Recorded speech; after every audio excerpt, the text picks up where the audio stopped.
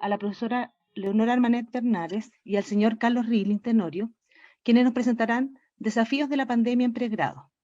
La profesora Armanet es profesora asociada de la Facultad de Medicina de la Universidad de Chile, tecnólogo médico y magíster en Ciencias Biológicas, mención genética, diplomada en docencia en Ciencias de la Salud, en Gestión de Calidad, en Desarrollo Organizacional y en Docencia con uso de TIC. En el área de gestión universitaria y académica ha ocupado cargos como directora de Escuela de Pregrado, integrante electa del Consejo de la Facultad de Medicina, senadora universitaria, siendo varios años presidenta de su comisión de docencia. Actualmente ocupa el cargo de directora de pregrado de la Vicerrectoría Académica de la Universidad y es miembro de la directiva de la Red de Pregrado de Universidades Estatales en el área de proyectos en educación superior. Le ha correspondido ser directora alterna de proyectos MESE y del proyecto PMI, transformando la formación del pregrado de la Universidad de Chile a través del fortalecimiento de la cultura de excelencia y de valoración de la diversidad. El señor Rilling es sociólogo magíster en gestión de políticas públicas, profesional de educación superior y gestor público con más de 10 años de experiencia en la administración de instituciones de educación superior. Ha ocupado diversos cargos en la Universidad de Chile, con énfasis en el área de formación de pregrado. Ha sido becado y ha participado en numerosas intervenciones en educación superior. Actualmente realiza docencia en la Escuela de Tecnología Médica de la Facultad de Medicina y se desempeña como subdirector de pregrado de la Universidad de Chile. Les damos la bienvenida y esperamos atentamente su presentación. Muchas gracias por la invitación, señora decana, directora de pregrado, autoridades de la facultad, de nuestra facultad de odontología. Estamos muy contentos del producto y de las reflexiones que el día de ayer ya se inició en esta jornada y esperamos hoy día ser un aporte a una nueva reflexión desde otra perspectiva. Esta presentación la vamos a hacer en conjunto con Carlos Rilling, quien es el subdirector de la escuela, del departamento de pregrado, y vamos a enfocar un poquito con mayor profundidad o vamos a hacer un zoom en algunos de los enunciados que ayer nuestra vicerrectora les planteó en distintos planos. Y como su nombre lo indica, es los desafíos de la pandemia en pregrado. La siguiente. Lo que vamos a hacer en la presentación son dos partes, como les adelanto. En primer lugar, ¿desde dónde abordamos la formación de pregrado en la Universidad de Chile? Algunos elementos muy gruesos, porque estos son elementos conocidos por ustedes. ¿Cuál es el enfoque que el departamento tiene para hacer su trabajo en relación a la docencia y el aprendizaje en pregrado? Algo de la experiencia universitaria y la salud mental como un elemento que hoy en día está tomando y tiene una relevancia capital, y de ahí se desprenden un montón de decisiones que la universidad está tomando y las facultades y sus académicos y académicos también, y algunos elementos y apoyos que hemos implementado para la educación online durante este periodo que es el año 2020 y el 21. Y en la segunda parte, Carlos de alguna manera va a enfrentar y va a poner en perspectiva los desafíos que la pandemia ha traído a la formación de pregrado en términos de equidad y bienestar de la comunidad, en términos de habilitación metodológica y tecnológica, que es un desafío tremendo que ha existido en todo el mundo para poder seguir con el proceso formativo en esta situación tan extraordinaria que nos ha tenido como país y por supuesto como mundo. Y ¿qué pasa con los tiempos de permanencia? Como un elemento bien relevante que ayer la vicerrectora lo enunció, pero queremos hoy día profundizar un poco más. Y para cerrar, algunas reflexiones y proyecciones.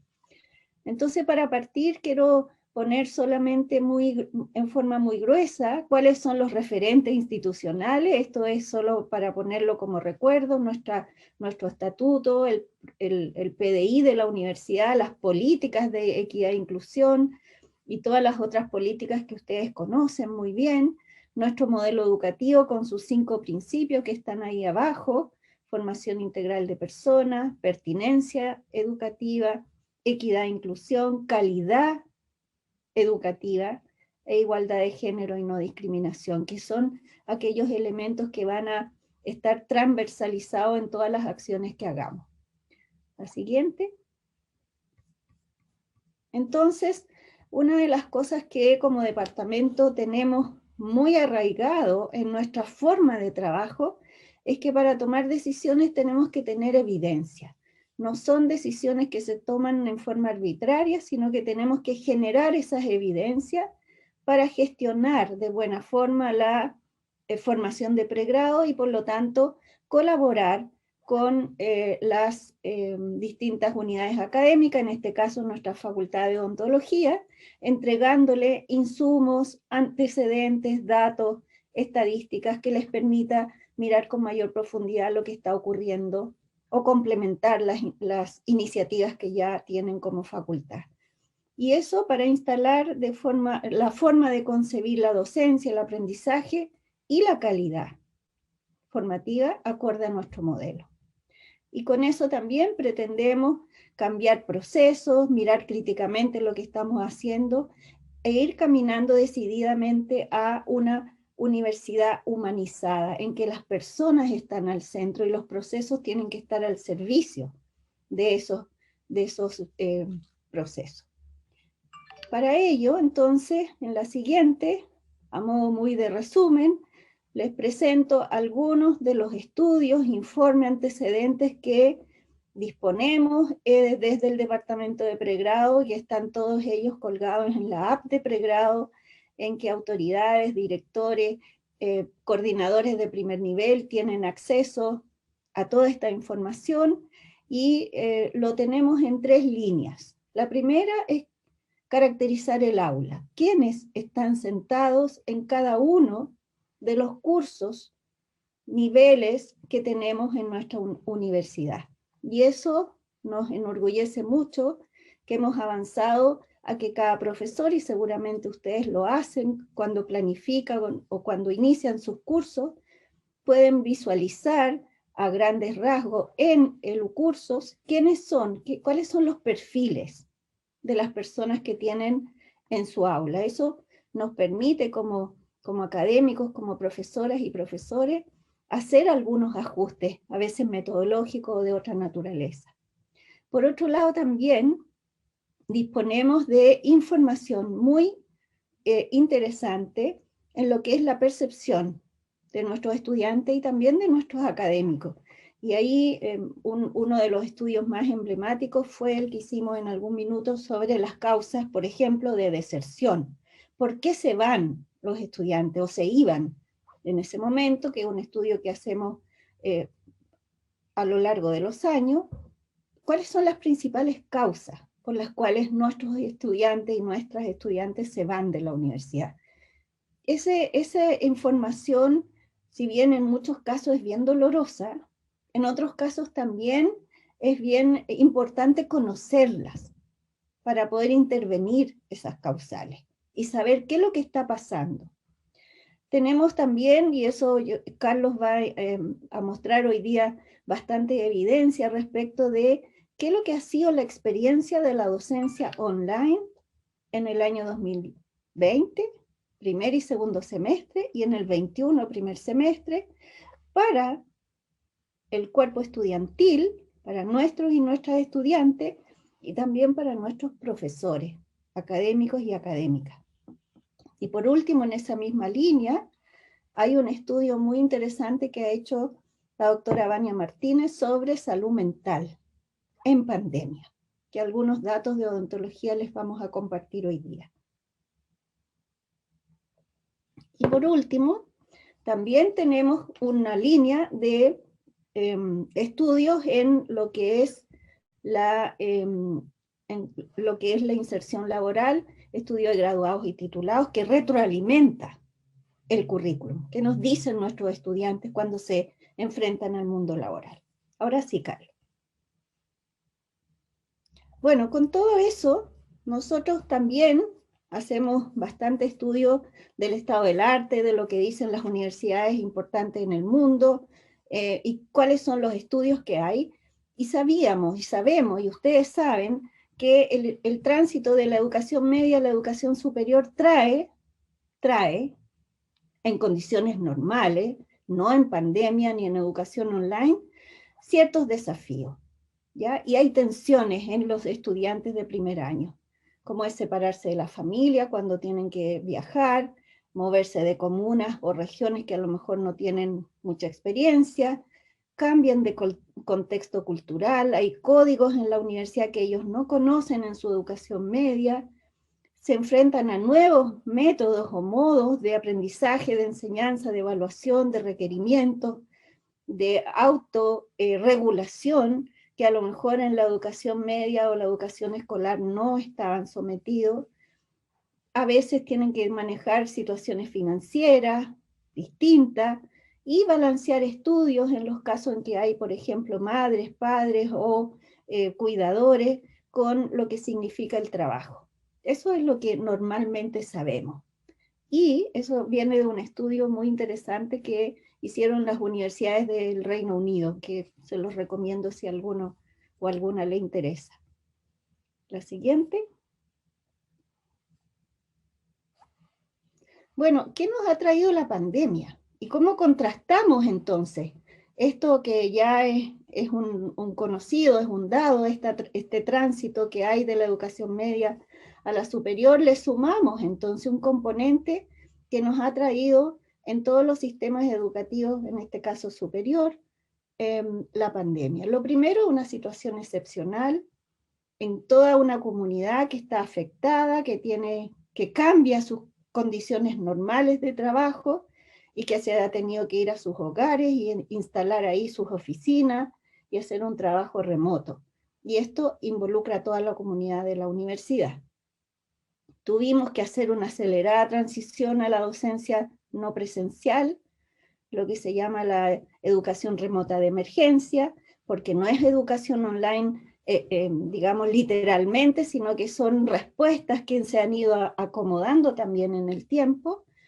También hay una evidencia y esta pandemia nos ha puesto, lo decía muy bien ayer la vicerrectora, nos ha puesto en evidencia y se hace más crítica la diversidad de contextos, de situaciones, de condiciones, de ambientes de estudio de nuestros y nuestras estudiantes. Eso yo creo que ha sido algo que lo hemos visto con mucha fuerza.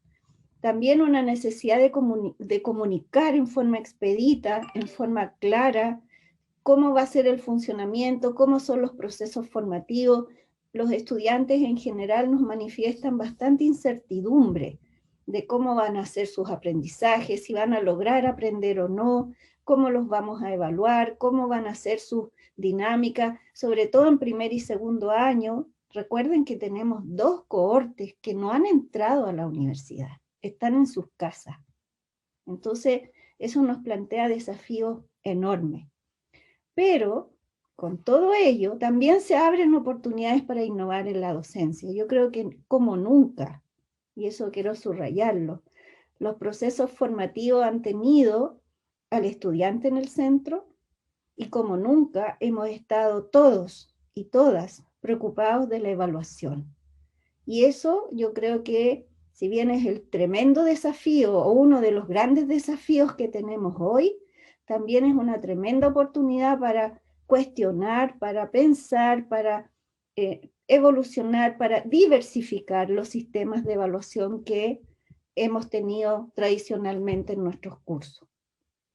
Y bueno, también esta situación nos demanda un dinamismo para reconocer las problemáticas y para tomar decisiones y para poder actuar con la premura que estos casos ameritan. Deme la otra. Bueno, la educación remota de emergencia también se han descrito algunos estresores, y este está tomado de un trabajo de la doctora Vania Martínez de IMAI, en que lo primero, y esto tiene mucho que ver con salud mental en la época de pandemia, primero la incertidumbre, ¿ya? Eso es un elemento que trasciende y que impacta directamente en la salud mental de nuestra comunidad. Ya, esto está referido en general a estudiantes, pero lo vemos también en profesores y profesoras y también lo vemos en nuestros funcionarios y profesionales. Hay una ausencia de interacción social. Yo creo que eso ayer Rosa lo dejó absolutamente claro, la importancia, la necesidad del aprendizaje es social, ocurre con un otro, no es un autoaprendizaje, que lo hay también, pero el aprendizaje más significativo y el que queremos y el que necesitamos para nuestros profesionales involucra una interacción social. Entonces aquí hay un elemento bien importante. Sobre todo lo vemos en los cursos, en las cortes nuevas, en que no se han conocido, no conocen su facultad, o la conocen a veces en video. Pero bueno, ahí hay un gran tema y un gran estresor para estos procesos formativos.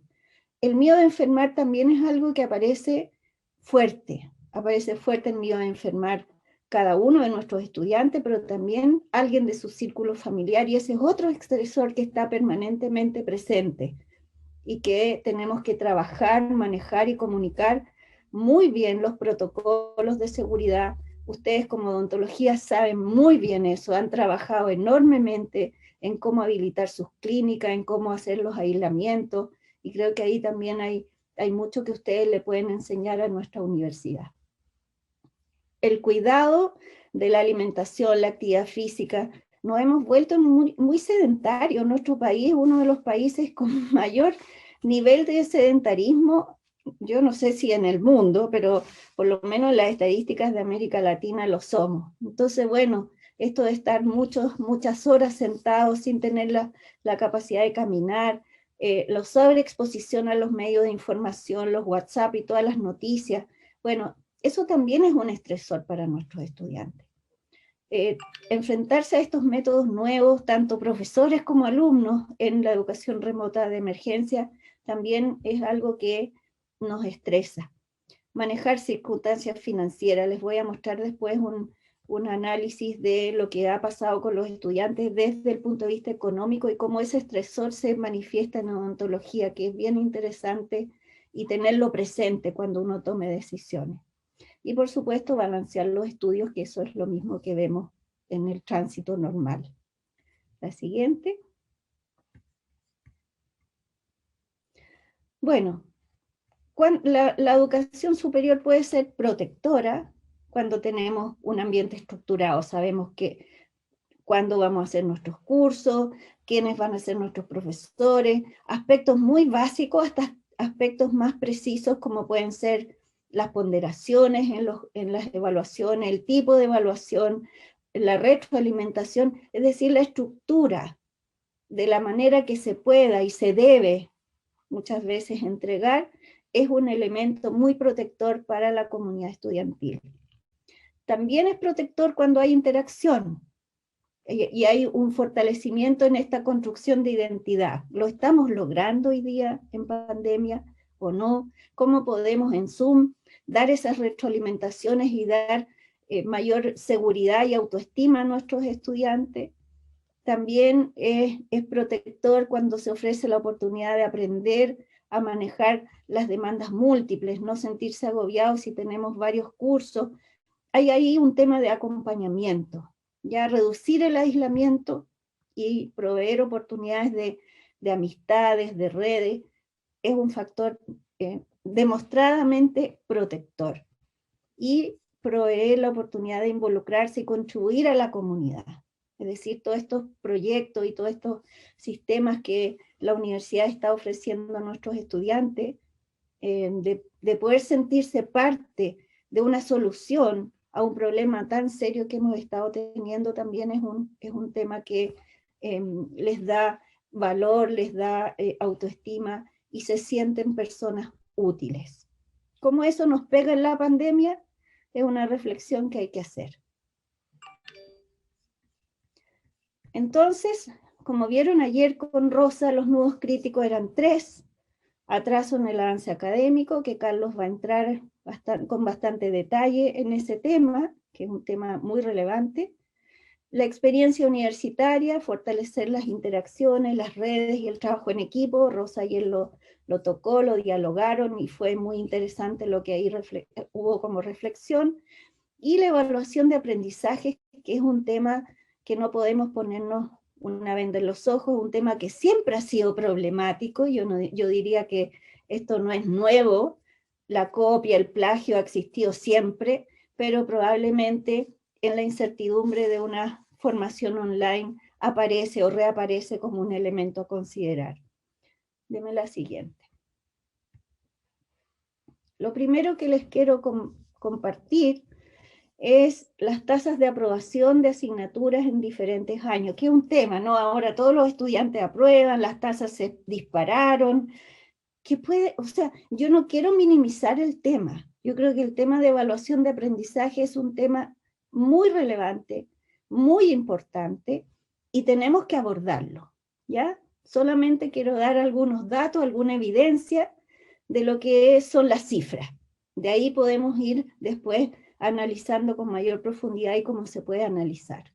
Entonces aquí ustedes ven en la primera columna años de ingreso de 3 cortes, la corte de ingreso 2018, la corte 2019 y la corte 2020. En la horizontal ustedes ven los datos de la corte 2018, que eran 5.344 estudiantes que ingresaron, y el promedio de aprobación de esa corte, ya en su año, fue de 91,9%. Estos son datos agrupados institucionales, y eso como promedio oculta muchas cosas, pero son datos reales, datos duros, que nos muestra cómo se está comportando la aprobación de asignaturas en las distintas cortes en estos 3 años, 18, 19 y 20. Si vemos la corte 18, 91,9, en el año 2019, 94,34, ahí hay un salto significativo, un salto importante de tasa de aprobación, que podríamos pensar cómo se relaciona esto con el estallido social o no, etcétera, cómo pudimos terminar nuestros cursos en ese año, y en el año 20 sube un poquito, pero también está en 96,5, 59, casi 96,6. Es decir, y en la corte 19 tenemos 94,16, bastante similar a la aprobación que tenía la corte 18, y en el 20 a un 96,4. También ahí hay un aumento, pero no es un salto tan significativo. Y la corte de ingreso 2020, en el año 2020, tuvo un 95,5% de tasa de aprobación de asignatura. Respecto de este tema, a lo mejor Carlos puede comentar en este momento la forma que se puede hacer otros análisis o complementar esta información. Esto es para todos los estudiantes de la universidad, lo que está en pantalla. También tenemos el análisis de ontología, podríamos ver después cómo se comporta tanto en tasas de aprobación como en notas. Hemos visto que efectivamente hay un aumento en las tasas de aprobación y en las notas, algo que nos han planteado varios académicos y académicas que están preocupados de alguna manera respecto de cuánto esas notas están reflejando los aprendizajes reales de los estudiantes y cómo eso podría de alguna manera afectar nuestro sistema de evaluación de aprendizaje. Pero uno de los temas que sí tenemos claro es que los efectos no son 2020 necesariamente, son más bien asociados al 2019. Y eso es un fenómeno que tenemos que estudiar un poco más en profundidad. Hay bastantes académicos que han mirado solamente el parámetro y que han hecho la comparación 2020 con el 2019 y el 2018, pero cuando uno ve la serie de tendencias donde se produce el aumento es en el 2019, en el 2019, y efectivamente ese aumento se va consolidando. Pero es algo que podemos profundizar más adelante si nos queda tiempo en el espacio de preguntas y tenemos los datos para poder revisarlo. Bien, yo creo que vuelvo a insistir que el tema de evaluación es un tema relevante, ¿no? No quiero minimizarlo ni mucho menos, pero también hay que reflexionar y hay que evidenciar por qué existen estos aumentos de tasa. En algunos casos puede haber copia, digámoslo con todos sus nombres, y eso hay que reconocerlo, hay que saber las causas, hay que actuar, y eso tiene que ver con la integridad académica, es un tema fundamental. Pero también, al menos los estudiantes con los cuales tengo más contacto, ellos valoran muchísimo disponer de las clases, disponer del material. Eso les permite repasar 1, 2 y 3 y 4 veces los elementos para poder comprender o preguntarle a sus compañeros o a los profesores y profesoras, de tal manera que ahí, ¿cuánto peso tiene esta situación de pseudocopia o de una metodología de aprendizaje que favorece que haya una mayor comprensión y retención y un análisis más profundo de las materias, no lo sabemos. Entonces, creo que eso es un tema que hay que abordar. La siguiente, Carlos. Esto un poco tiene que ver con lo que nos dicen nuestros profesores. Ya aquí un 85,5% de los profesores de la universidad nos decían que las formas de enseñanza utilizadas en sus cursos han permitido el logro de los aprendizajes propuestos. Es decir, hay una alta reconocimiento de que hay aprendizajes que se logran en nuestros estudiantes, ¿ya?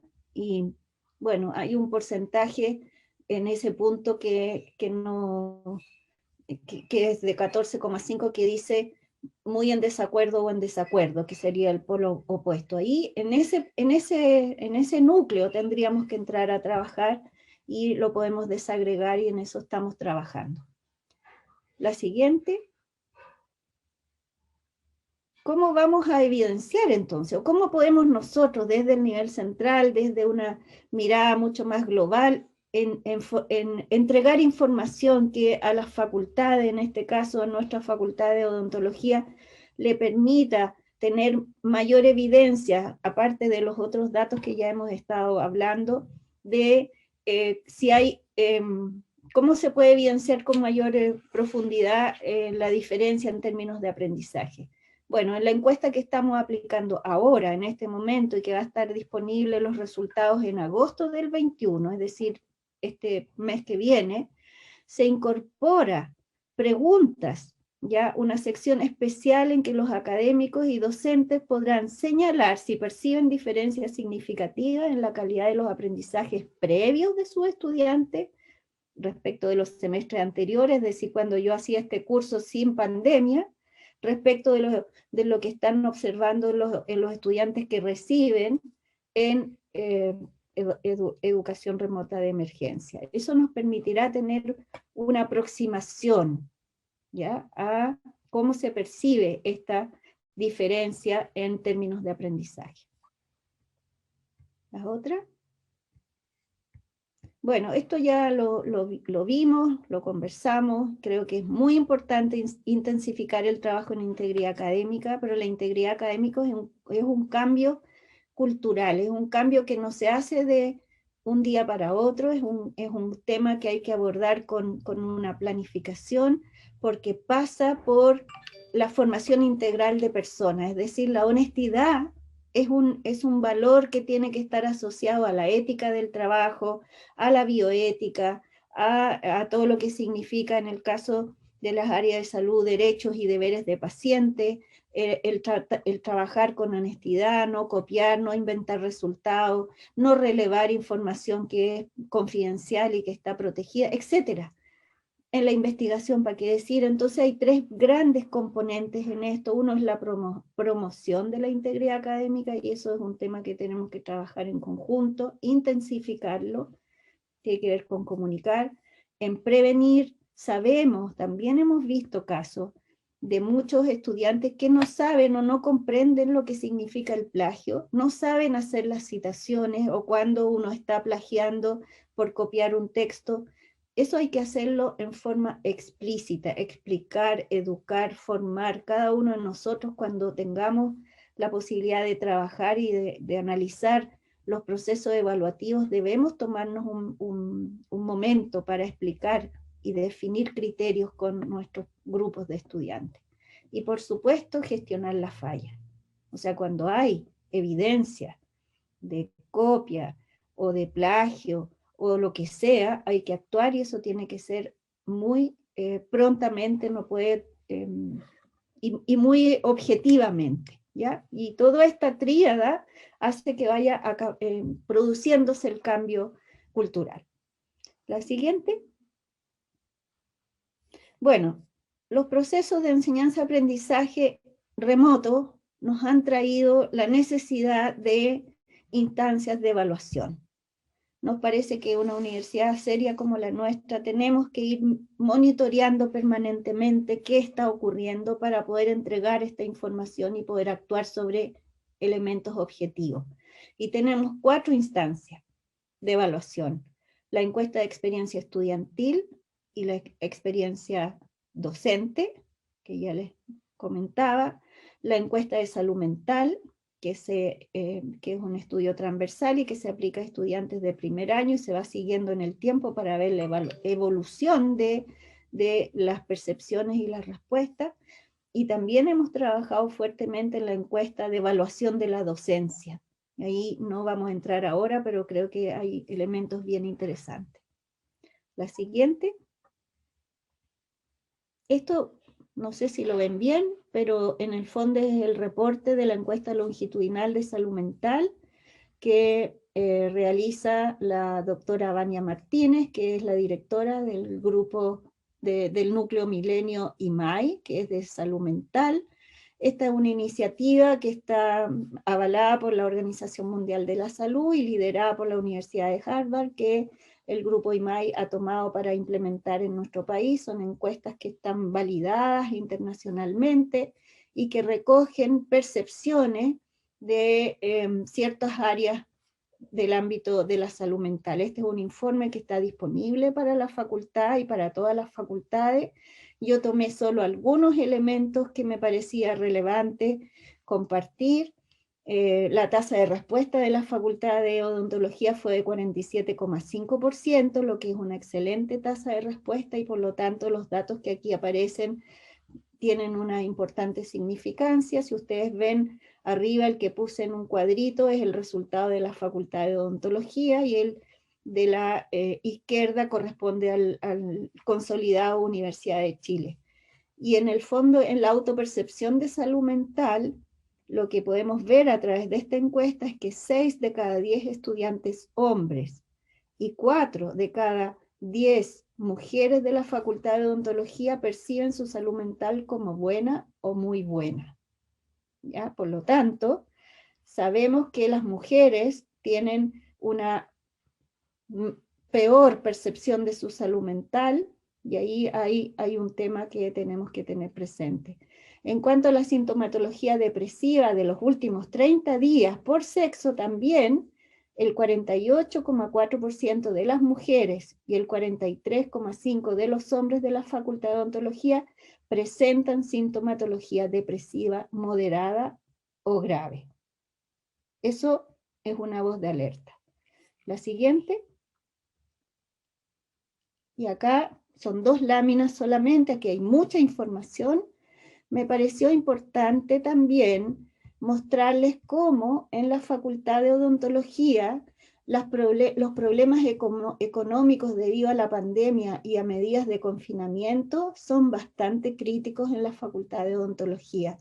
La pandemia y las medidas tuvieron un impacto considerable en los problemas económicos de los participantes de la facultad. Si ustedes se fijan en el nivel rojo, que es muy de acuerdo, en hombres es altísimo y en mujeres también es muy alto, mucho más que el promedio de la universidad. Y respecto de los cambios en el ánimo debido a la pandemia y medidas de confinamiento, entre 7, 8 y 8 de cada 10 estudiantes de la facultad refiere que su estado de ánimo está peor en contexto de pandemia, ya que es un poquitito más alto que el promedio de la universidad. Entonces, tenemos un contexto de salud mental que es importante y que también nos pone en relevancia la necesidad de volver a la presencialidad, una vuelta cuidada. Y eso lo quiero subrayar. Esto no es una vuelta masiva, pero sí priorizada. La siguiente, ya voy a ir terminando para darle a Carlos. Voy a ir muy rápido. Bueno, con toda esta información lo que hacemos es entregar, planificar y compartirla. La siguiente, muy breve, quiero compartirles cómo acompañamos a los estudiantes, nuestros programas de acompañamiento, todos, absolutamente todos se operaron de forma regular a distancia, con números muy significativos de estudiantes que fueron acompañados, y ahí están todos los tipos de programas que tenemos instalados. El programa de apoyo a la titulación en muchas facultades ha sido muy demandado y ha sido muy importante acompañar a los estudiantes a construir sus memorias, sus tesis. Quiero relevar eso, igual que las tutorías integral par, lectura, escritura, oralidad y la mediación cultural como un espacio de esparcimiento también y de encuentro para reflexionar sobre lo que les pasa a cada uno y cómo se relaciona esto con el contexto, el entorno, la cultura y lo social. Lo siguiente. Bueno, el foco de nuestros programas de acompañamiento estudiantil han sido básicamente la contención, la orientación y la derivación. El tema de contención ha sido clave. Tener una escucha, saber que alguien me puede orientar, que estoy angustiado, tengo, no sé, a veces hasta miedo. Cómo alguien lo escucha y lo deriva, creo que ha sido clave. Y aquí los roles de los centros de enseñanza y aprendizaje locales tienen una labor extraordinaria. Y quiero aquí relevar el centro que tienen ustedes en conjunto con la Facultad de Ciencias Químicas y Farmacéuticas. La siguiente. Muy breve también. Cómo hemos tratado de favorecer salud mental con promoción, prevención, detección temprana, buenas prácticas compartidas y una atención, una derivación lo antes posible con la atención ya sea de nuestra universidad o del sistema de salud que está abierto. La siguiente. En tema de profesores, las líneas de desarrollo son estas que ustedes conocen. Creo que aquí ha sido especialmente importante la colaboración. Yo creo que esta pandemia nos ha puesto de manifiesto la necesidad de colaborar y conocer, compartir buenas prácticas. Lo estoy hablando dentro de la universidad, pero también yo creo que el sistema de educación superior, al menos estatal, que es el que más manejo, pero también todo el sistema se ha puesto al servicio y ha compartido. Creo que aquí hay un avance en colaboración más que en competencia. Eso yo lo quisiera relevar. Hemos hecho muchas orientaciones para la docencia online, para la evaluación, etcétera, asesorías, evaluación de la docencia, también hemos trabajado en eso, muchos programas de formación y un trabajo especialmente dirigido a los estudiantes de primeros años, y ahí relevo y quiero relevar especialmente el trabajo de los coordinadores de primer año y coordinadoras de primer año. La siguiente. Bueno, formación, 3 dispositivos, programas, diplomas y formación situada. En el caso de odontología, muy importante y muy significativo el trabajo que se ha hecho con los tutores clínicos. Creo que ahí hay un aprendizaje y modelos muy bonitos, al menos los que yo vi el año pasado cuando se cerró el curso, que fue muy emocionante la forma en que nuestras y nuestros odontólogos, muchos de ellos muy jóvenes, pero muy entusiastas, pudieron desarrollar una cantidad importante de iniciativas. La siguiente. No voy a entrar en la evaluación de aprendizaje, pero creo que aquí lo único que quiero decir que el trabajo en evaluación de aprendizaje tiene que transitar desde la evaluación del aprendizaje a la evaluación para el aprendizaje. Creo que ahí la retroalimentación y lo que hemos insistido tanto en los principios y que ayer los comentó Rosa, es usar la evaluación formativa. Y creo que eso es muy reconocido por estudiantes y también al final nosotros como profesores nos damos cuenta que ir retroalimentando hay un aprendizaje que se fija. Hay muchos ejemplos, y aquí no quiero ser injusta, en nuestra universidad de sistemas de evaluación nuevos, interesantes, por ejemplo, evaluaciones integrales que han hecho en la Facultad de Artes, que son procesos nunca vistos y nunca soñados por ellos, pero que aquí al sentarse los equipos docentes a reflexionar sobre cómo abordamos esto, se desarrollaron evaluaciones auténticas, evaluaciones integrales, etc. Vamos a la siguiente.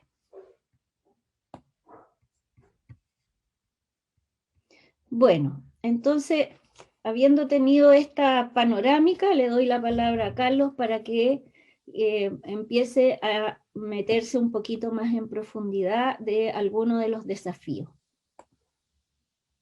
Muchas gracias, Leonor, muchas gracias a las autoridades de la facultad por participarnos de este espacio. Y antes de partir, Carolina, ¿cuánto tiempo nos queda para poder calibrar? 15 minutos, Carlos. 15 minutos. Perfecto, Así que, vamos entonces a hacer vamos a tratar de ir a los puntos centrales. perfecto. Y estos puntos centrales, de alguna manera, son bien generales. Yo creo que se suman además a la dificultad que tiene en particular la formación de pregrado en áreas clínicas, como es el caso de la Facultad de Odontología, pero yo creo que para todos va a ser algo de sentido, y esto forma parte de varios estudios de análisis que hemos hecho, de algunas presentaciones que nos ha tocado realizar respecto de los desafíos que hemos abordado como universidad y que ha abordado la educación superior en el mundo también. Una de las primeras preocupaciones, y yo diría que es una preocupación subyacente, es la equidad y el bienestar de la comunidad en esta situación muy extraordinaria que estamos viviendo. Una situación que es única en la historia de la humanidad, donde efectivamente el mundo paró, pero pudimos seguir haciendo cosas. Y es una cuestión como bien extraña, cuando se han dado pandemias en momentos anteriores de la historia, el mundo paraba y paraba. Y se detenía y nos confinábamos y después de eso teníamos que volver. Aquí se da una situación mixta por el avance de la tecnología, por la capacidad de conectividad, por todo lo que trae la ciencia y la técnica, pero eso obviamente no es inocuo, eso también tiene ciertas consecuencias. Y una de las primeras dice relación con que los campus universitarios son, en términos sociales, espacios para ecualizar inequidades. El estudiante que no tiene un espacio adecuado para estudiar en su casa, lo tiene en la universidad. El que no tiene un equipo para estudiar en su casa, lo tiene en la universidad. Y esas redes, recursos y relaciones compartidas de alguna manera nos permiten cumplir nuestra misión en términos de la equidad de la formación. Y esa limitación a la presencialidad reinstala esas inequidades sociales subyacentes, de alguna manera. Y ese es un primer desafío que es tremendo. Y debilita la red de seguridad, o lo que se llama en la literatura anglosajona el safety net, que los campus universitarios le proveen a los estudiantes, donde todos están en una meridiana igualdad de condiciones. En modelos formativos que funcionan como tipo college, por ejemplo, ahí se da de manera muchísimo más fuerte, porque los estudiantes viven en el campus y comparten un habitar común, las 24/7. En el caso nuestro, efectivamente esas redes de seguridad son menos fuertes, pero aún así permiten generar esta ecualización de inequidades que hoy día no necesariamente se está dando. Y otro elemento que hemos visto y que hoy día se está dando por superado de alguna manera, o que más bien está cubierto, es el tema de la conectividad. Si nos vamos a marzo del 2020, el tema de la conectividad era un temazo, y era un tema muchísimo más masivo, porque teníamos muchos estudiantes que no tenían la capacidad de conectarse, que efectivamente estaban en una situación bastante más compleja. Hoy día, afortunadamente, hemos tomado ciertas decisiones, la universidad ha priorizado ciertos apoyos también para garantizar esa conectividad, pero es importante ahí relevar otro tema. Hasta la pandemia, que el estudiante pudiese conectarse en casa o no, no era un problema, no era un tema prioritario que el estudiante pudiese tener conexión para poder mandar el trabajo que vencía a las 12 de la noche. Asumíamos que lo tenía. Con la pandemia esto se instala efectivamente como una situación que es crítica. Otro tema importante es que un 20% de los estudiantes de pregrado de la universidad hoy día está cursando sus carreras o programas fuera de la región metropolitana. Hoy día se volvieron a las casas de los papás, dejaron los arriendos, se dedicaron al trabajo y efectivamente están trabajando en otras regiones y están fuera de la región metropolitana. Y un tremendo desafío que se nos viene en ese sentido es cómo podemos traerlos sustentablemente, sin perjudicarlos y tratando de hacer eco de sus necesidades para ese tránsito. Y el tema de salud mental, Leonor lo ha mencionado largamente también, ha sido fuertemente desafiada en este contexto. Y por otro lado, otro desafío importante dice relación con la habilitación tecnológica y metodológica. Primero, porque nuestro cuerpo docente hasta el 2020 tenía una experiencia muy limitada en herramientas online. Era una zona de pioneros, era el espacio para la formación continua, el espacio para algunos programas de posgrado, pero sobre todo para programas no conducentes a grado en educación continua. No era algo que formara parte de nuestra esencia.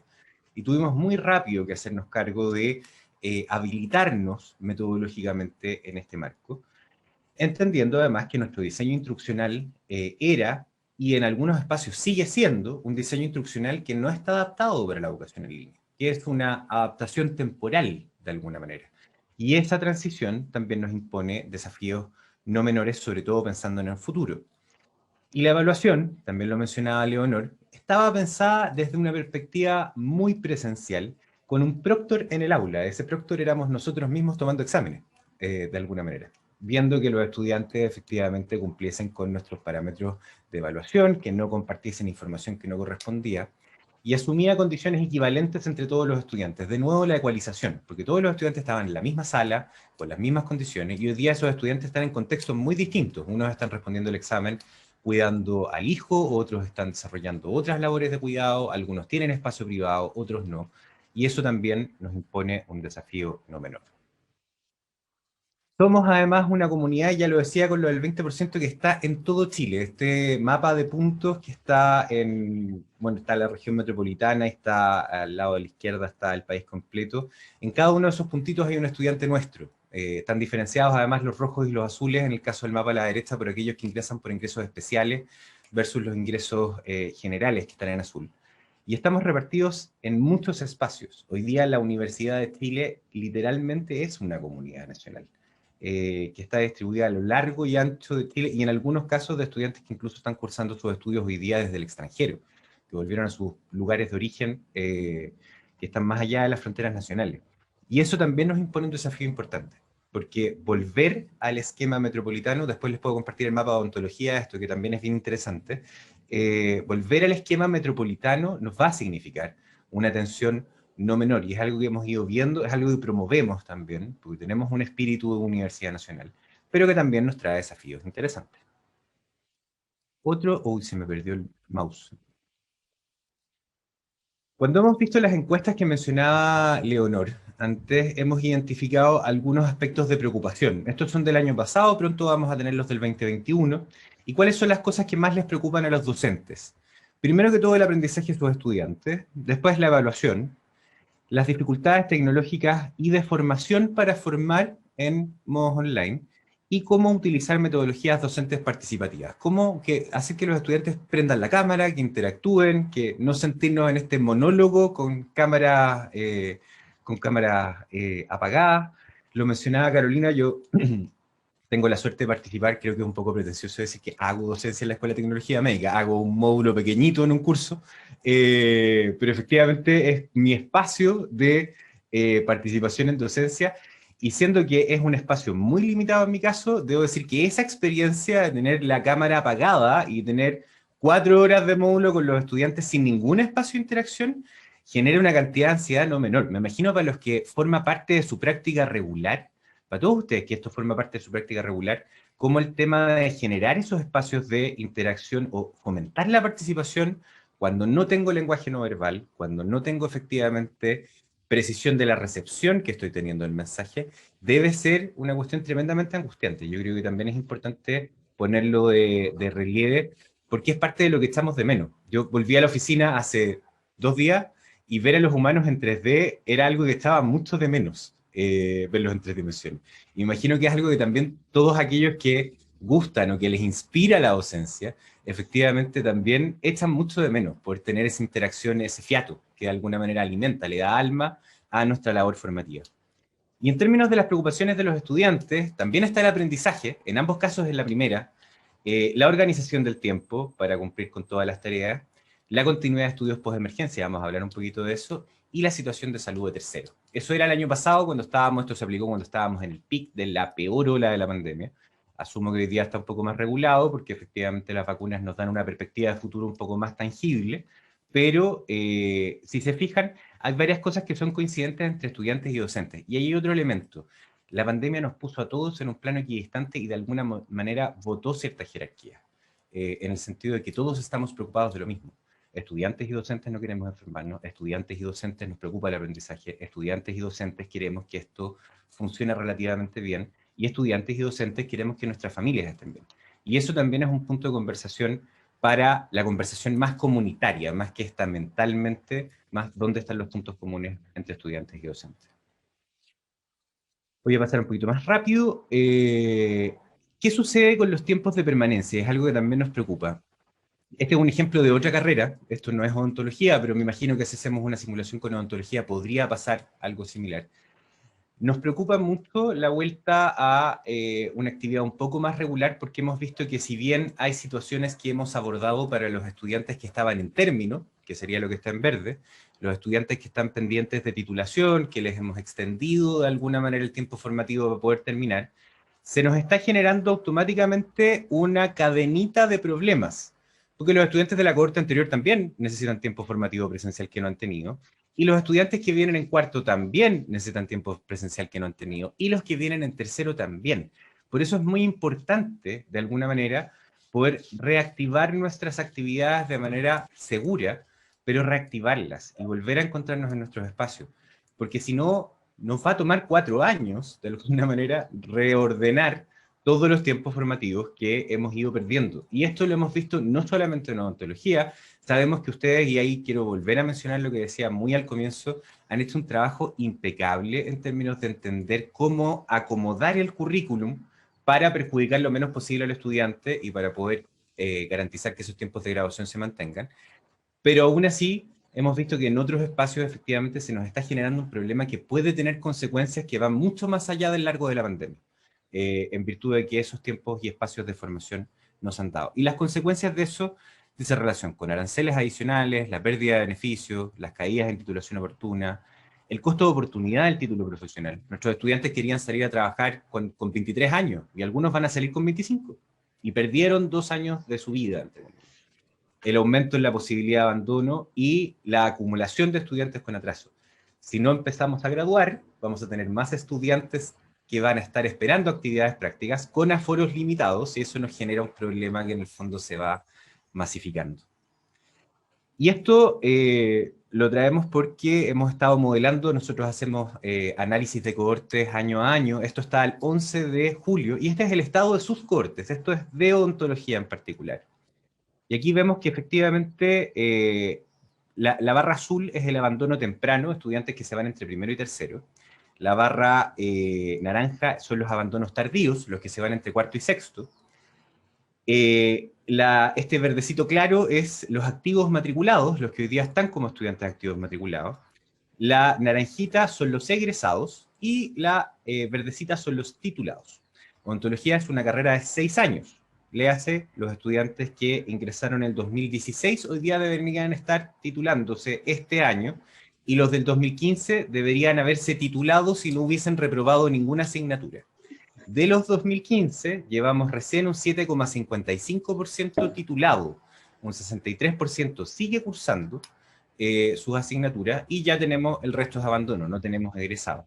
Y de la cohorte anterior, recién tenemos un 22% titulado y tenemos un 52% que todavía está activo matriculado. O sea, tenemos un grupo importante de estudiantes que en tiempos nominales de formación debería estar fuera, de alguna manera, para poder llegar a los niveles de una cohorte ya completamente cerrada, como es el caso de la cohorte 2010, que nos queda solo un 3% de estudiantes activos matriculados, pero ya hay un 66%, 2/3 de estudiantes que efectivamente están titulados de la universidad.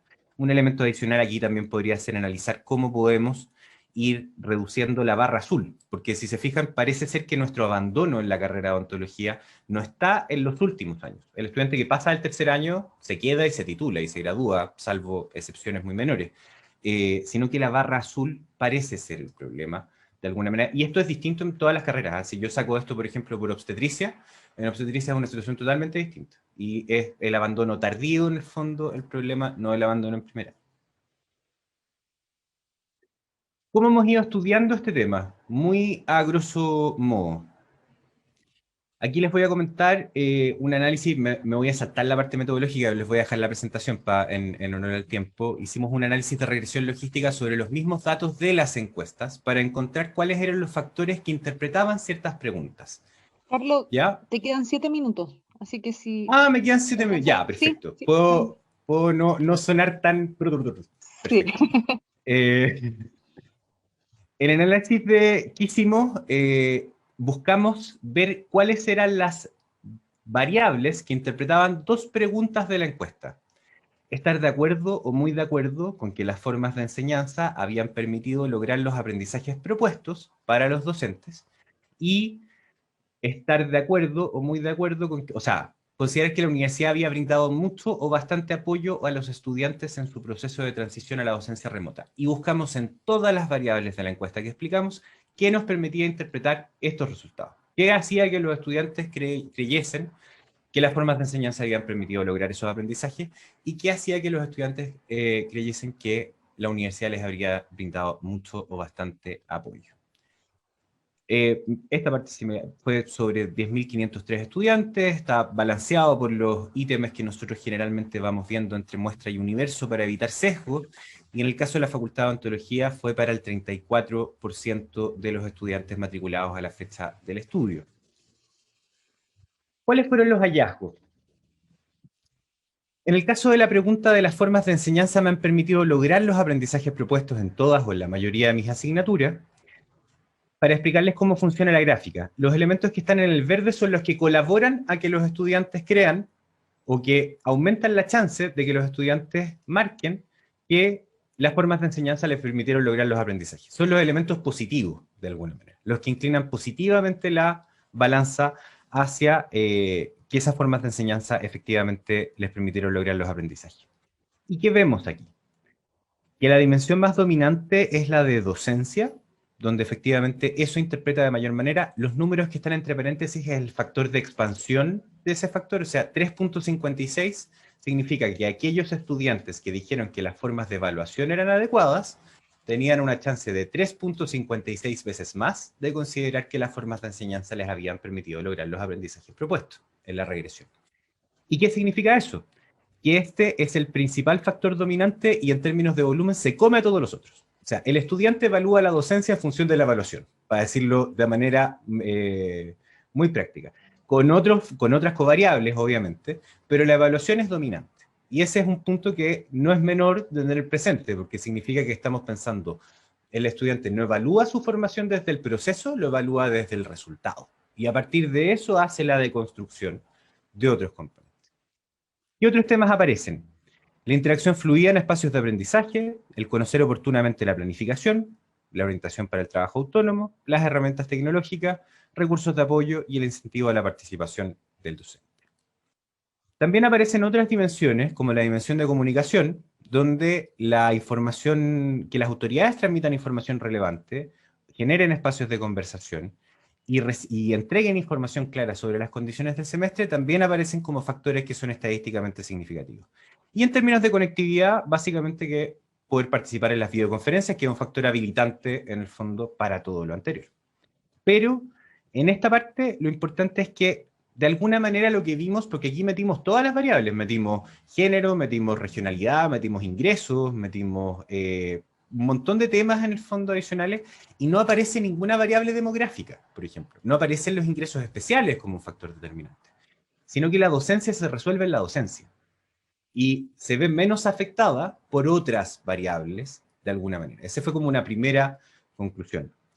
¿Qué disminuye esa chance? ¿O qué va en detrimento de que los estudiantes consideren que las formas de enseñanza les permitieron lograr los aprendizajes propuestos?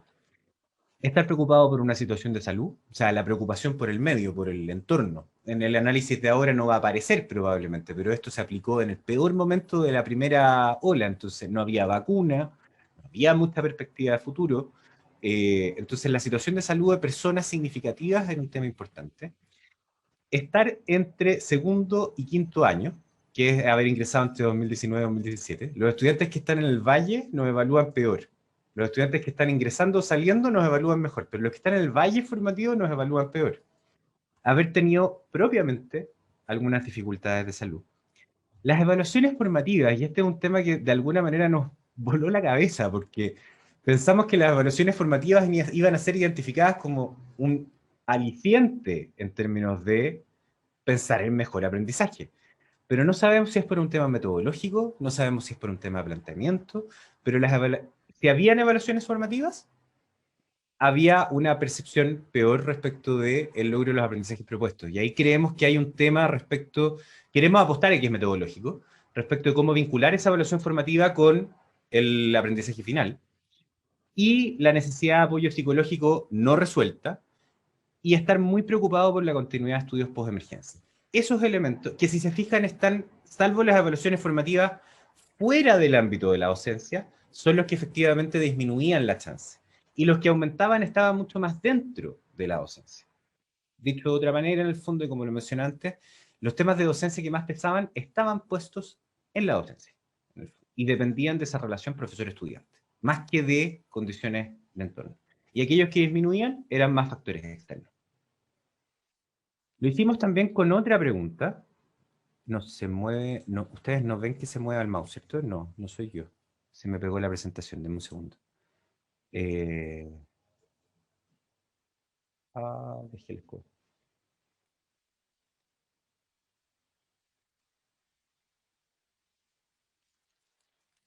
Denme un segundito, discúlpenme por el...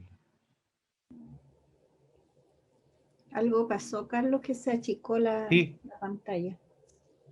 Sí, estoy volviendo, que tuve un pequeño problema. Vamos a ofrecer un tiempo agregado por ese impasse. No hay problema. Gracias. Regálame 35 segundos y lo logro, Carola. Lo hicimos también con otra pregunta, que es, ¿cuánto apoyo consideras que la universidad ha brindado a los estudiantes en este proceso de transición a la educación remota? La metodología es la misma, la interpretación es la misma. Lo que está en verde es lo que nos ayuda a que los estudiantes consideren que los apoyamos mucho, bastante. Lo que está en rojo es lo que nos juega en contra, de alguna manera. ¿Qué ayuda? Y si se fijan, aquí es importante ver que la comunicación ya no es la docencia lo más importante, es la comunicación. Ni siquiera es el acompañamiento. O sea, lo que consideran los estudiantes como apoyo es que les demos reglas claras del juego. Y aquí la dimensión que más manda es haber recibido información clara sobre las condiciones del semestre. Eso es lo que más pesa, de alguna manera. La claridad de la información, que hayan espacios de conversación de las autoridades, que haya información clara sobre los beneficios estudiantiles, que existan espacios para expresar a las autoridades dificultades potenciales, que haya información clara y oportuna sobre las actividades académicas. La dimensión comunicación interpreta el apoyo, no el apoyo en sí mismo. Lo que también fue bastante contraintuitivo. Uno hubiese pensado donde tenemos más tutoría, donde tenemos más ayudantías, donde tenemos otros elementos de apoyo, ahí va a estar más concentrado el apoyo. Y no, lo que interpretó eso fue que tuviésemos espacios de conversación, que fuésemos claros en la información y que pudiésemos de alguna manera darles perspectiva. De alguna manera ser nosotros ese factor protector en un entorno incierto donde no habían otros factores protectores. Y también aparece la docencia con herramientas tecnológicas adecuadas y las formas de evaluación, de nuevo como un factor dominante. Y en el caso de acompañamiento, el acompañamiento en lectura, escritura y el útil y oportuno acompañamiento en cambios socioeconómicos. ¿Qué disminuye la chance? Que las flexibilidades de evaluación hayan sido poco o nada útiles. O sea, que hayamos flexibilizado, pero en realidad no flexibilizamos, o los estudiantes lo percibieron así. Que nuestra flexibilidad para bajar carga haya sido poco o nada útil, y eso, de hecho, es un factor el que más detrimento genera, que ya hemos dicho que íbamos a flexibilizar carga, y eso no se percibió como útil. Que los estudiantes no supiesen que podían bajar carga, haber necesitado apoyo económico y no haber, o sea, apoyo psicológico y no haberlo recibido, y que los apoyos en cambios socioeconómicos hayan sido de poca utilidad. Esos eran los elementos donde los estudiantes decían, de alguna manera es, oye, usted me dijo que me va a apoyar, pero efectivamente esos apoyos han sido poco o nada útiles. Carola, yo creo que lo voy a dejar hasta acá porque la presentación se me volvió a pegar, pero voy a hacer una pequeña síntesis respecto de esto. Queremos volver a hacer este análisis, este estudio. Creemos que es bastante relevante respecto de cómo poder trabajar, cuáles son los elementos que efectivamente uno debería considerar a la hora de poder plantearse estos apoyos. A veces no necesariamente tiene que ver tanto con dispositivos formativos, no necesariamente tiene que ver con, hay que tenerlos, pero obviamente mucho más tiene que ver, parece ser, en el caso del apoyo, con el hecho de tener una comunicación fluida, de tener una planificación más o menos estable, de reglas del juego más o menos claras en el fondo, porque aquellos estudiantes que no percibían eso son los que dijeron, No, la universidad no me ha apoyado. Y en el caso de la docencia, es realmente preocupante el tema de estemos tan centrados en la evaluación, que el estudiante entienda la evaluación como el denominador de toda la actividad. Porque estamos embarcados en un proceso formativo que tenemos que entender, valga la redundancia, como proceso. Pero si los estudiantes evalúan el proceso formativo meramente desde la evaluación, o hacemos instrumentos de evaluación impecables que interpreten todo lo que queremos hacer, o buscamos un cambio filosófico mayor que vaya en esas líneas. Leonor, no sé si quieres, porque interrumpí la presentación y quité la lámina de... aquí está. Voy a...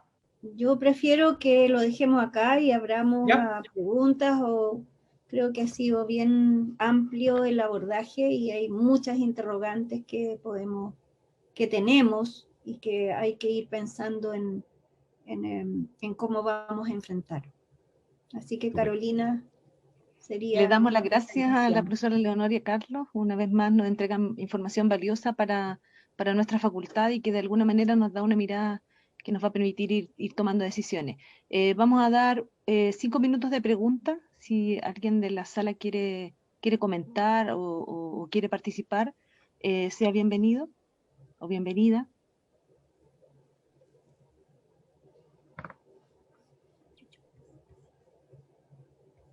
Paola. Yo, Carolina, antes que le gané a Gonzalo, y yo, como me tienen de anfitriona, no puedo levantar la mano, eso lo aprendí, lo aprendí ayer. Bueno, primero agradecer, Leonor y Carlos, por todo cuando uno hace este resumen, ¿no?, de todo lo que hemos hecho durante todo este tiempo, todos los soportes que ha dado la facultad, la universidad, uno se ha dado cuenta en el fondo de todo el trabajo que ha existido atrás, ¿cierto? Y todos los focos y todos los puntos. Y yo creo que ustedes han relevado un tema súper importante que nosotros lo hemos estado conversando con algunos académicos, el tema de la evaluación y el tema de la evaluación formativa. Y efectivamente eso que tú nombras y que cómo aparece ahí, que uno pareciera ser que es más flexible, le da cosas más formativas, que debieran ver el proceso, y sin embargo los académicos me dicen es que los estudiantes no van, no hacen la actividad, como no es evaluada, en el fondo no la asumen como parte de su proceso. Entonces creo que efectivamente ahí se nos abre de ir a mirar el porqué, de así como hay que avanzar en integridad académica y promover, quizás también hay que promover la importancia de la evaluación formativa y en el fondo el tema del proceso. Entonces agradezco que haya salido este tema porque efectivamente lo hemos estado conversando dentro de los equipos académicos, porque para los estudiantes al parecer, ¿cierto? Si no es con nota, pareciera ser que no aprovechan esa oportunidad que se les está dando, ¿no? Es como mi comentario. Gracias por eso. Creo que nos falta un trabajo, avanzar ahora en eso, en dilucidar, Carlos, qué es lo que está pasando ahí atrás de la evaluación. ¿Por qué nos salen negativos? Si Sí. nosotros todavía seguimos, no nos entra en la cabeza, pero es algo que hay que mirar. Sí. Y creo que la clave puede ser metodológica. Sí. Además que Profesor tiene ahí un Rojas. componente cultural, sin duda, Paola, que en el fondo la evaluación la asociamos a este análisis valorativo de si sé o no sé. No se concibe todavía, y ese es un trabajo de este cambio de paradigma, de que la evaluación es para el aprendizaje, es decir, que tú vayas a una sesión de evaluación formativa es parte de tu aprendizaje y a lo mejor es más profundo porque se focaliza en aspectos que probablemente cada uno de nuestros estudiantes tenía en duda o no lo tenía correcto o hay que profundizar. Entonces yo creo que este tema que ha salido y que nos preocupa sin duda, porque además hemos sido unas fuertes impulsoras de la evaluación formativa. Entonces aquí este dato que nos contrasta Carlos nos tiene ocupados y es algo que tenemos que trabajar, sin duda. Pero en la literatura especializada, ¿no es cierto? Obviamente la evaluación formativa tiene un valor enorme. Entonces, ¿cómo lograr ese cambio? Es el desafío que tenemos en la institución y entender por qué aparece el fenómeno que nos muestra acá. Profesor Rojas. Gracias. Bueno, agradecer a Leonor y Carlos. La verdad es que la exposición es sumamente clara y muy interesante. ¿Ya? y de alguna forma corrobora lo que a veces pienso que las estadísticas son coherentes con las intuiciones, ¿ya? Porque uno intuye más o menos estas cosas, pero claro, cuando las ve acá con cifras, uno dice sí, en realidad lo que estábamos pensando efectivamente tiene un respaldo ahí en datos, ¿ya? Yo lo que hago como raya para la suma de toda la información que ha presentado tanto la profesora Manet como Carlos, es que para nosotros se vuelve una prioridad la presencialidad de los estudiantes, ¿ya?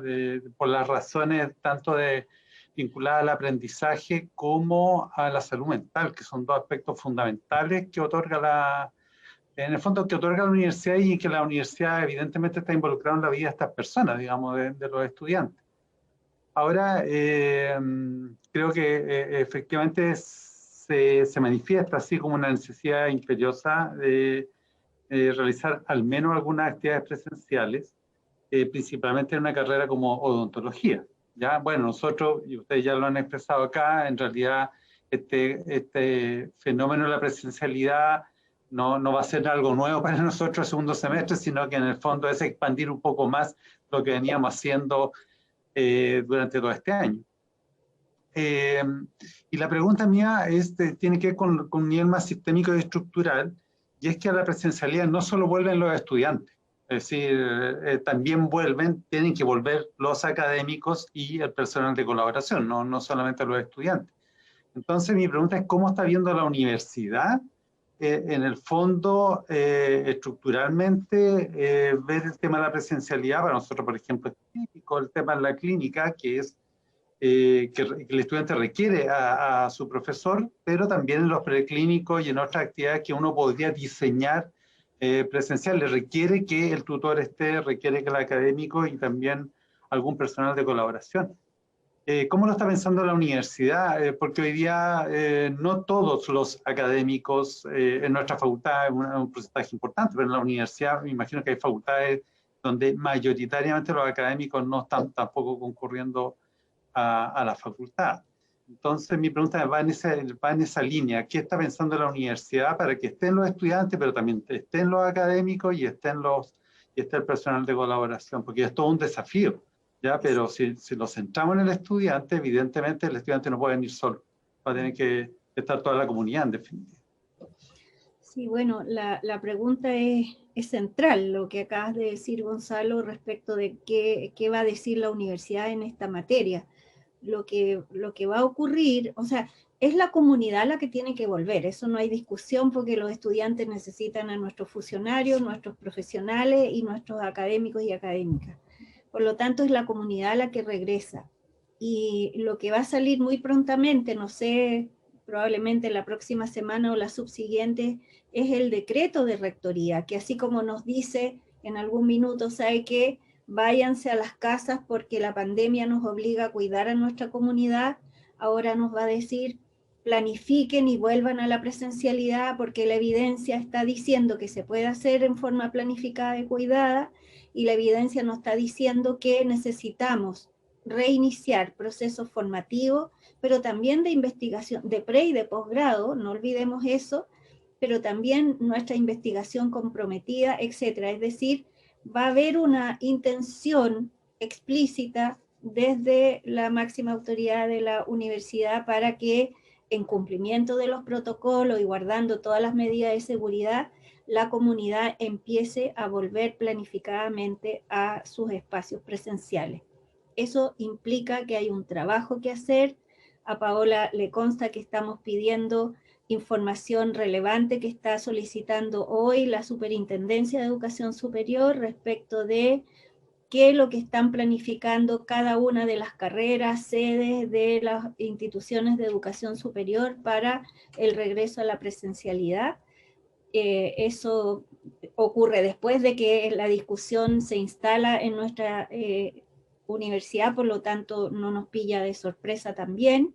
Ustedes como facultad tienen un adelanto enorme porque ya han trabajado en presencialidad y van a ir incrementando en la medida que hayan condiciones.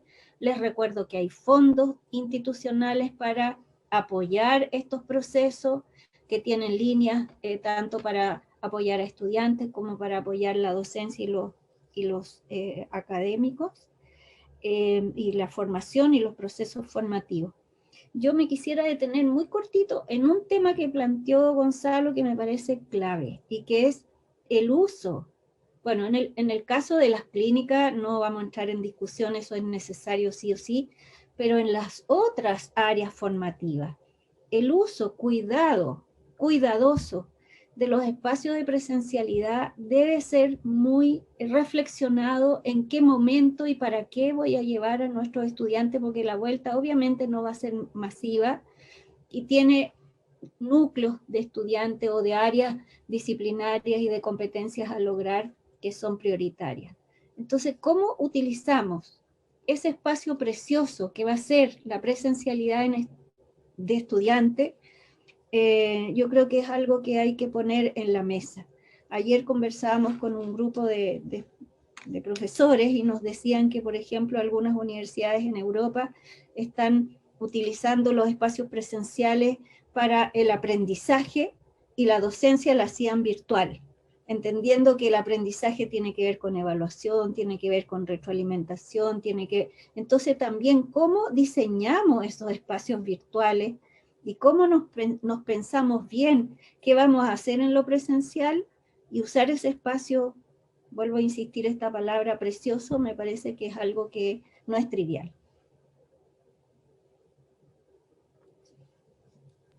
Gracias, profesora. Le damos la palabra a Anilén, que es coordinadora del nivel de primer año de nuestra facultad y que ha tenido bastante trabajo durante esta pandemia. Gracias. Gracias, Carola. Voy a tratar de ser breve porque me imagino que los 5 minutos ya pasaron. Primero, muchas gracias, siempre es un agrado escucharlos. Me ha tocado varias veces en todo este proceso. Tenía primero un comentario respecto al tema de las evaluaciones formativas, porque a mí no me sorprende nada que ellos no evalúen bien las evaluaciones formativas. O sea, porque yo creo que los estudiantes, y nosotros también, pero los estudiantes están tan metidos en esta, que es un problema de nuestra educación en general, ¿cierto? En esta competitividad, que ellos no conciben que responder una evaluación, una prueba, ¿cierto?, pueda tener un fin formativo, o sea, que en el fondo ellos tienen permiso para equivocarse y para probar, equivocarse, volver a responder. Entonces, lo que nosotros hemos observado es que en el fondo ellos piden menos evaluaciones formativas porque ellos lo asuman a la carga académica. No es una herramienta para estudiar, sino que es otra cosa que tienen que hacer, que es lo mismo que cuando uno les pone como, oye, si tienes una duda, te paso esta lectura complementaria para que tú consultes, también se suma. Entonces yo creo que ellos la suman a la carga. Entonces a mí no me sorprende para nada porque es lo que hemos ido observando en este proceso. Y tengo una pregunta que me queda perfecta con lo que acabas de decir, Leonor, que es el tema de, ¿cierto?, de cómo distribuir este retorno, de cómo distribuir las actividades y cuáles se priorizarían en el retorno, porque algo que le hemos estado dando vuelta, que hemos hablado en el primer nivel y también con coordinadores de otros niveles, que es el tema de tener la posibilidad de hacer las evaluaciones sumativas de manera presencial. Y ahí se nos plantea el tremendo problema que mencionaba Carlos, que es que los estudiantes están repartidos en todo Chile. Entonces, quería saber primero su opinión, la opinión de ustedes dos, ¿cierto?, respecto a que si esta sería una buena estrategia, porque a mí me parece, porque lamentablemente, y uno lo escucha hablar y dice, pucha, ojalá uno no tuviera esa herramienta y no se midiera, ¿cierto?, el resultado solamente por las notas o por cuántos aprueban, etcétera, o cuántos se eximen, etcétera, pero es lo que tenemos. Y lo que hemos observado es que es un problema el tema de la evaluación. A Paola le consta, hemos tenido varias situaciones de plagio, varias de ellas porque no saben lo que es plagio, yo en eso estoy de acuerdo, pero otras que uno ve que hay actitudes que son, ¿cierto?, como conscientes de copia, etcétera. Entonces, ¿cómo ustedes evalúan ese escenario de poder a lo mejor proyectarnos para el segundo semestre, de tener la docencia, ¿cierto?, todas las clases, etcétera, de manera remota? Porque yo creo que eso de las cápsulas grabadas es algo que, para mi gusto, como que llegó para quedarse en muchos ámbitos, pero ¿cómo hacer retroalimentaciones, cómo hacer pruebas evaluadas en el aula? Bueno, yo adelanté un poquito la respuesta, Anneli, y es lo que se está viendo. En general, volver a hacer una clase presencial, yo creo que, como tú muy bien dices, yo no usaría en esta primera etapa, que es una etapa de transición a lo que va a ser nuevamente la docencia presencial. Yo usaría esos espacios presenciales más bien para interacción, para evaluación y para retroalimentación. Por ejemplo, la prueba que se realiza presencial, después dar otra sesión de trabajo con el grupo de estudiantes para discutir pregunta por pregunta, analizar lo que hubo duda, darles la posibilidad de interacción en vivo. Yo creo que esa parte de la interacción y de la retroalimentación y evaluación debería ser los aspectos que uno priorice, ¿no? Por ejemplo, en esta conversación que comentaba, ellos piensan 70%, estoy hablando de una universidad española, 70% de actividad formativa a distancia, que es básicamente la docencia, las clases, los seminarios, y un 30% de actividades presenciales que tiene que ver, que está relacionado con el aprendizaje propiamente tal, ya sea su evaluación, su retroalimentación o espacios de diálogo también. Yo creo que ahí no solamente hay que focalizarse en la formación, sino que en la interacción social y el diálogo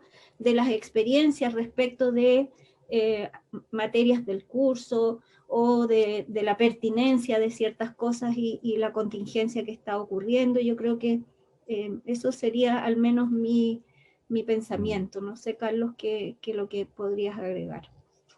Sí, yo creo que este es un tiempo de mucha creatividad. Lo hemos conversado también con Paola. Yo creo que es un tiempo de harto pensamiento fuera de la caja.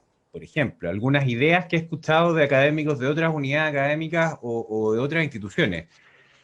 Un académico de ingeniería me decía el otro día, en una de esas, ellos tienen hartos estudiantes que están fuera de Santiago y por volumen ellos tienen mucha gente, es una facultad muy grande. En una de esas yo podría, me decía, mandar un ayudante de la facultad a cada universidad estatal del país, que los estudiantes efectivamente den sus exámenes finales allá, en aquellas carreras que efectivamente sean más complejos. Por ejemplo, no sé si es que las universidades estatales del país nos van a aceptar que nosotros les llenemos las salas con estudiantes nuestros para tomar exámenes, esa otra cosa, pero me decía, en una de esas no tengo que traerlos a la universidad, una instancia, tengo que llevar la universidad a ellos. No me parece una mala idea en filosofía, porque efectivamente sabemos que es un escenario complejo. Yo creo que ahí lo importante es tener mucha claridad, mucha sintonía fina de cuáles son nuestros estudiantes en el fondo que están fuera de Santiago, los cuales efectivamente si nosotros dijésemos el lunes, ¿sabe qué? Vamos a empezar a tener la facultad abierta para que usted pueda venir a estudiar, para poder tener algunos espacios y vamos a ir avanzando de alguna manera. ¿Cuáles son los estudiantes que estarían complicados? Yo creo que ese es el punto cero y afortunadamente hoy tenemos buenos sistemas de información para identificar eso.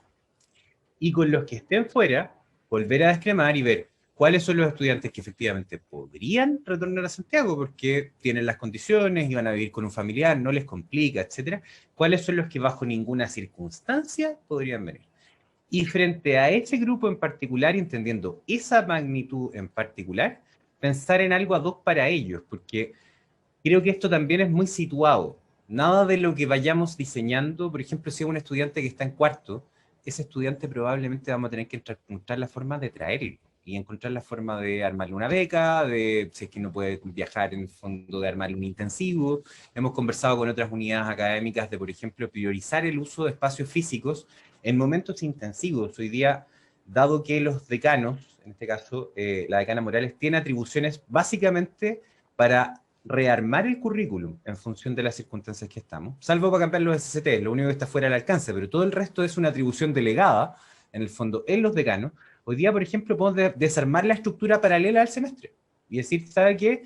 Clínica 4, por decir, va a ser un intensivo de 3 semanas, completas, corridas, de 9 a 6. Entonces, uno puede, en el fondo, desarmar la estructura de forma de hacerla más funcional para decir, no tiene que venirse el semestre a Santiago, tienen que irse un mes y conversar con bienestar estudiantil para ver la disponibilidad de hogares que todavía no están abriendo. Y yo creo que, por eso digo, es muy situacional, depende mucho de cuáles son los estudiantes que están hoy día en una situación como más lejana a la ley y que podrían, en el fondo, no poder venir y pensar para ellos, en el fondo, en algo en particular, pero también entendiendo que hoy día está todo abierto para hacer las cosas como tenemos que hacerlas. Si necesitamos que la clínica efectivamente funcione eventualmente en horarios no alternativos, hay recursos que la universidad ha dispuesto y que eventualmente se podrían utilizar para poder mantener operando aquellos espacios que son escasos. Si el sillón clínico es lo que es como nuestro commodity que es más escaso hoy día, tenemos que buscar cómo hacer que ese commodity esté lo más disponible de la forma más sustentable para todas y todos los estudiantes. Entonces, de alguna manera creo que tiene mucho que ver con eso, con el hecho como de quitarnos el paradigma de un semestre, 5 cursos, todos en paralelo, en el fondo, que avanzan entre agosto y diciembre, y entender que algunos de esos cursos pueden durar 3 semanas intensivas, que el estudiante no hace nada más que esos cursos, y después va a tomar los otros teóricos a distancia, o que se van a postergar en el fondo hacia algún momento, y eso irlo pensando en función de las características de cada uno de los grupos que estamos atendiendo. Ustedes ya han avanzado muchísimo en eso, yo quiero, no puedo dejar de mencionarlo, los planes de trabajo que tiene odontología, la proyección que tiene hacia el currículum, que aborda efectivamente todos los resultados de aprendizaje perdido, y no solamente los de ahora, es algo que no hemos visto lamentablemente en otras unidades académicas. Yo creo que ahí tienen un trabajo avanzado tremendo respecto de estas materias. Solo falta probablemente abrir la caja y decir, ok, desarmemos este semestre, por ejemplo, y pensemos en transformarlo en un semestre bimensual. O cosas por el estilo que podrían hacer más fáciles probablemente esa transición. En términos de gestión es un infierno, yo esa parte la entiendo, así que en términos de gestión es como un desastre, pero en términos de que pueda realizarse, probablemente eso hace que sea más tangible para los estudiantes. Gracias, Carlos. Le vamos a dar la palabra a la doctora Morales para Muy continuar breve. con nuestro programa. Muy breve, solo agradecer la presentación de ambos. Es muy enriquecedor ver cómo el análisis que hace Casa Central del comportamiento de nuestros estudiantes en estas situaciones excepcionales para nosotros es una retroalimentación fundamental, así es que quería agradecer el esfuerzo realizado y esperamos entonces los resultados de la encuesta 2021. Para poder también tomar decisiones, ¿no? Claramente estamos más adelantados y yo creo que de alguna manera tenemos el diagnóstico, nuestros estudiantes están viniendo desde segundo a quinto año, por tanto ellos para venir a la clínica tienen que vivir en Santiago y por lo tanto también van a poder asistir a otras actividades que nosotros vayamos sumando. Primer año es un enigma para nosotros porque ellos todavía no han venido, pero entendemos que es una prioridad el que ellos retomen actividades para que puedan incorporarse al sistema educativo. Así que muchísimas gracias, solo eso.